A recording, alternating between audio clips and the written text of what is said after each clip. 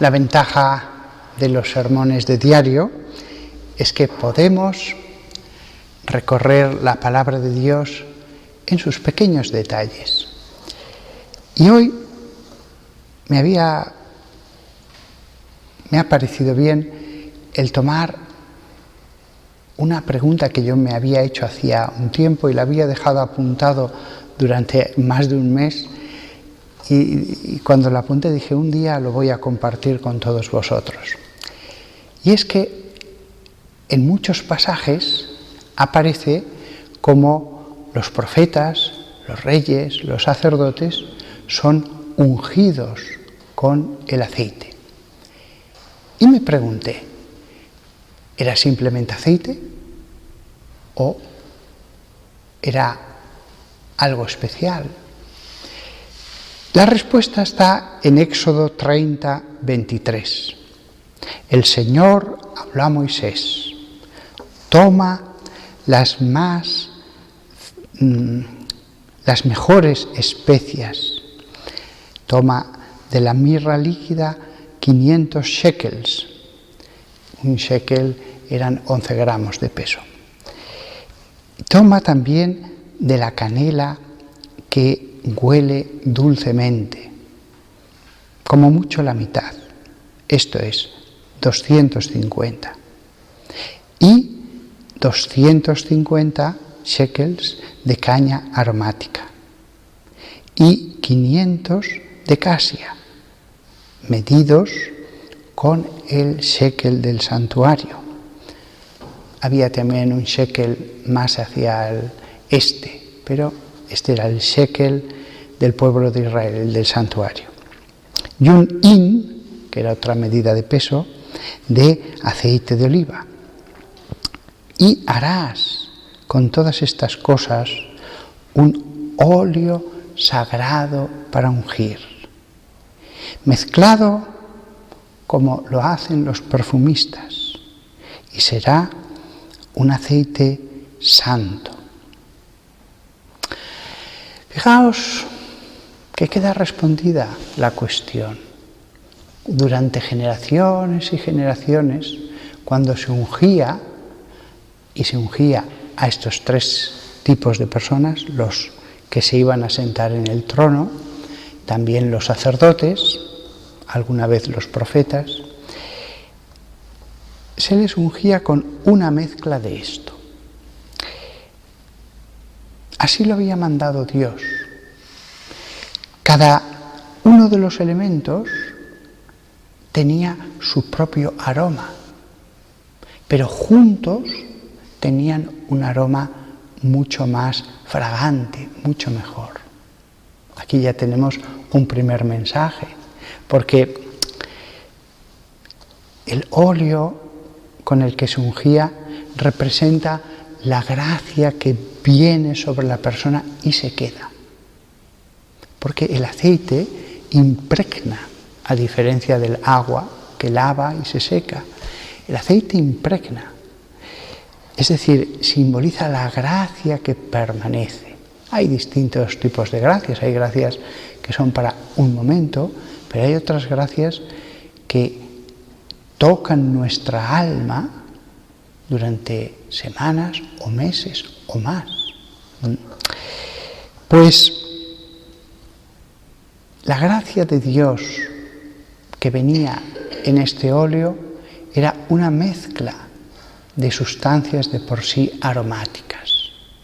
La gracia de Dios da muchas cosas, es una armonía, es un conjunto pensado por Dios. Cuando Dios da la gracia, sabe muy bien lo que tiene que dar. Y si se necesitan más cosas, da más cosas. ¿De qué serviría dar la gracia del arrepentimiento si no da la gracia de la fortaleza? ¿De qué serviría? En fin, no hace falta que me alargue. Muchas veces una gracia tiene que venir acompañada de otras ayudas de Dios. También en esto vemos la fragancia que debe haber en la persona. Es decir, la gracia es para lograr la virtud. Pero las personas no deben tener solo una virtud. ¿De qué serviría tener solo una virtud? Lo lógico es que haya un conjunto de virtudes, aunque no sean todas, pero un conjunto de virtudes en que unas se apoyan a otras, en que cada una de ellas es fragante, pero el conjunto lo es más. Este óleo tiene la mirra, dice mirra líquida. ¿Por qué lo especifica? Porque la mirra, ya sabéis que es una resina que sale de un tipo de árbol, símbolo de la pasión de Cristo. Es decir, con lo primero, el primer elemento con el que se va a ungir a los sacerdotes es los sufrimientos de Cristo. Porque para sacar la mirra hay que cortar el árbol. El árbol tiene varios cortes, símbolo del cuerpo de Cristo y de su sangre. Es por su cruz que nosotros podemos tener fragantes virtudes. La mirra líquida. Después la canela que huele dulce. Así lo especifica el texto. Que huele dulce. La virtud es dulce. El pecado es duro y desagradable, es agrio. Después, caña aromática, no se especifica más. Fijaos, el que no se especifique más, el que ahora mismo tampoco tengamos tanta seguridad de cuál era esta caña aromática, no tiene importancia. Lo que importa es el mensaje. Varias virtudes distintas que tienen el buen olor a Cristo. Esto solo eran símbolos. Estos elementos, la canela, la mirra, la caña aromática, no tenían propiedades por sí mismas, más que oler bien. Por supuesto que no tenían ningún efecto por sí mismas en el alma. No existe la magia cristiana. Esto eran símbolos. Y Dios une al símbolo material el que venga una gracia espiritual. Por supuesto que viene en los óleos santos que son consagrados por el obispo y los sacerdotes en la misa crismal, por supuesto. Pero también en el Antiguo Testamento, si las cosas se hacían como Dios había dicho, esta materia tenía un efecto sobre las almas. ¿Por qué? Por la obediencia a Dios. Dios les había dicho, ungid con esto. Ya está. Estamos seguros de que Dios va a hacer algo a través de esto. Por supuesto, no tiene ninguna eficacia mágica ni la mirra, ni la canela, ni la caña aromática. Son símbolos, nada más. Y un último elemento que refuerza lo que acabo de decir, un último elemento componía esto. 500 shekels en hebreo se dice kotkot.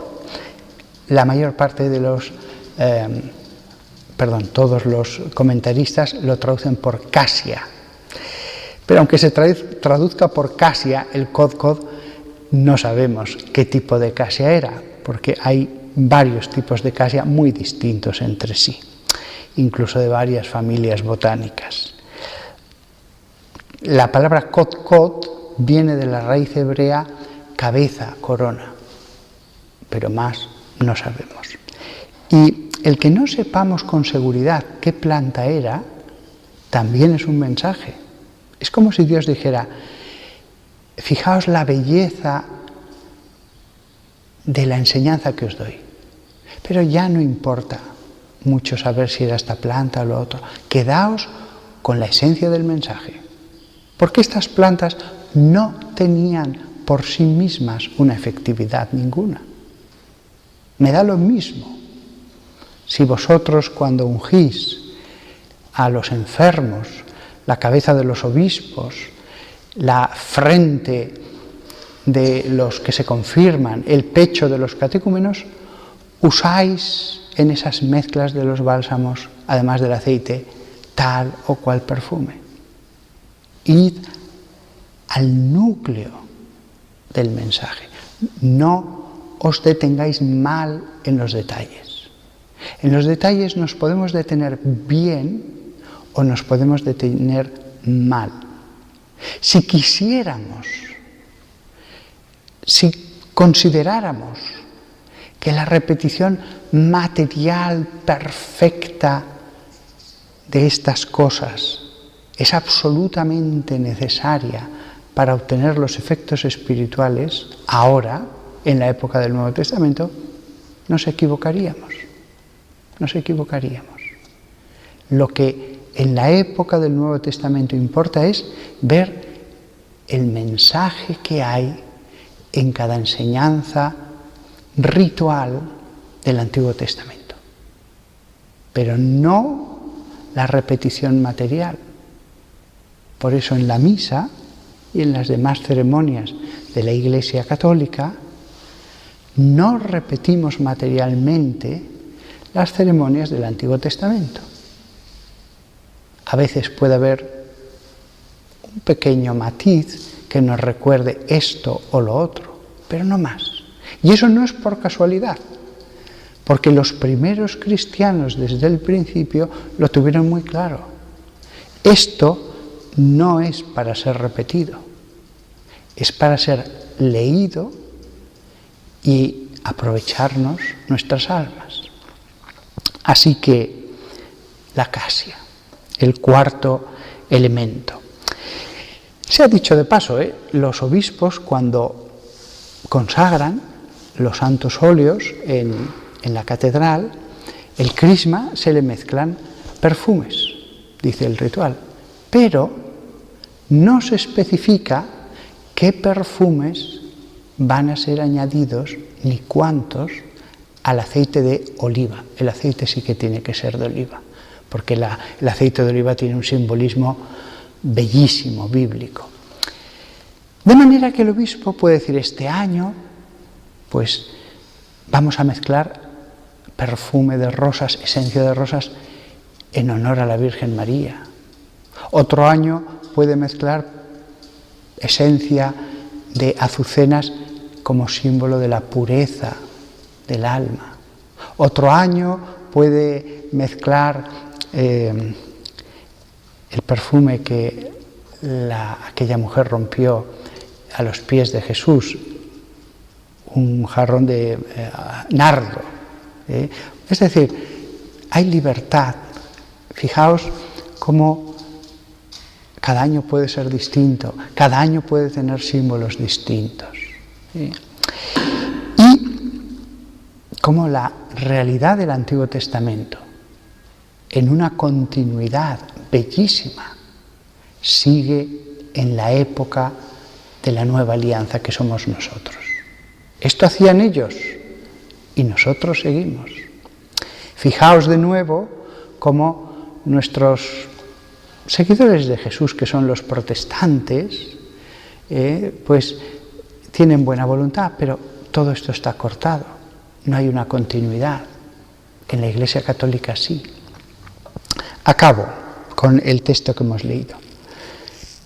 Y harás de estas cosas un aceite sagrado para la unción. ¿Por qué era sagrado?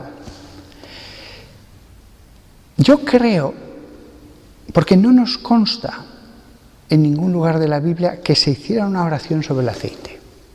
Yo creo que el óleo, una vez que se mezclaba con estos elementos, y había que mezclarlo según el arte de los perfumistas, esto lo dice, tendrían alguna técnica para hacerlo. Yo creo que este aceite de la unción se ponía en el templo, probablemente en una de las cámaras laterales que en la descripción del templo de Salomón se dice que habría a los dos lados de la nao central.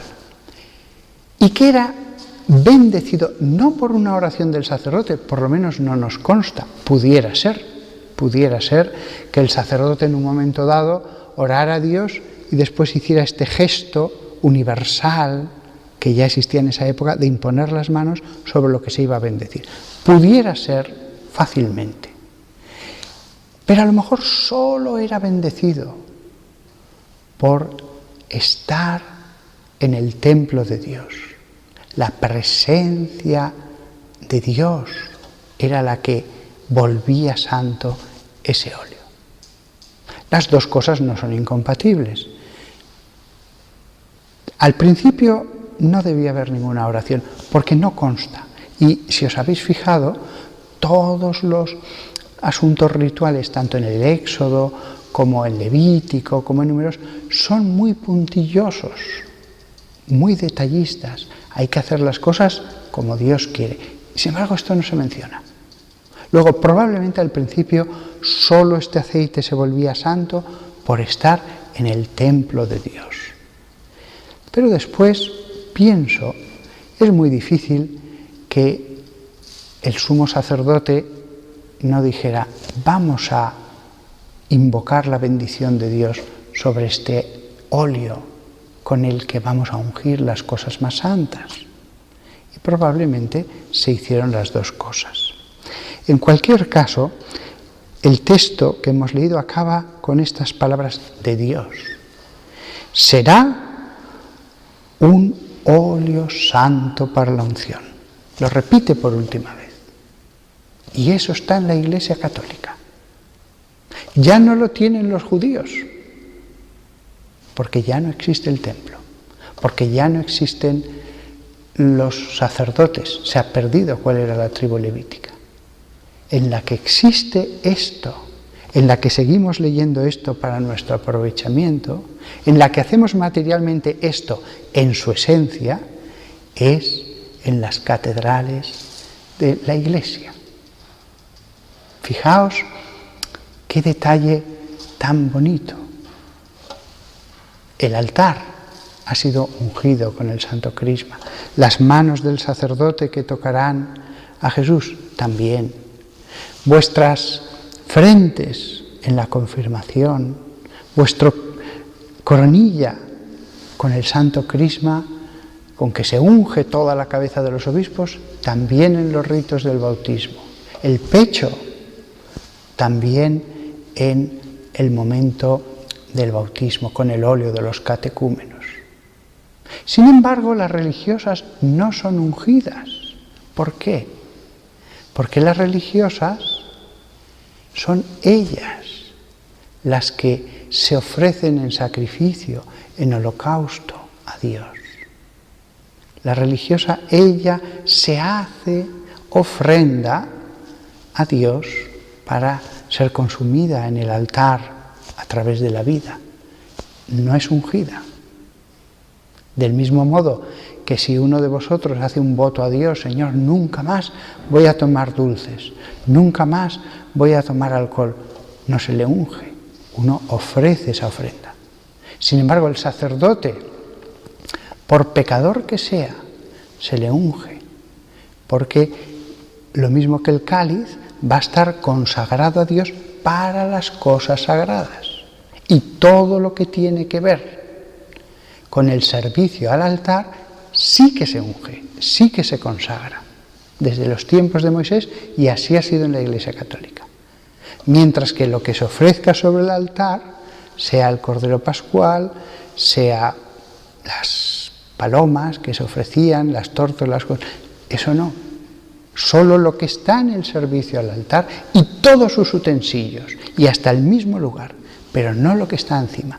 Por eso las religiosas, o los eremitas del desierto, o los monjes, o cualquiera que se ofrezca las cosas más bellas y grandiosas, no son ungidos.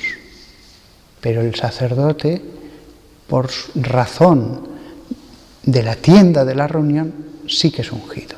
Y hasta un simple, todos los utensilios que se usaban son ungidos. Pues nada más. De todas maneras, este óleo material es símbolo de la gracia. Con lo cual, aunque los sacerdotes del Antiguo Testamento y del Nuevo Testamento somos ungidos, las religiosas reciben el óleo espiritual que viene directamente de Dios. El óleo físico simboliza la gracia. Las religiosas reciben la unción espiritual. Y lo mismo todos los laicos.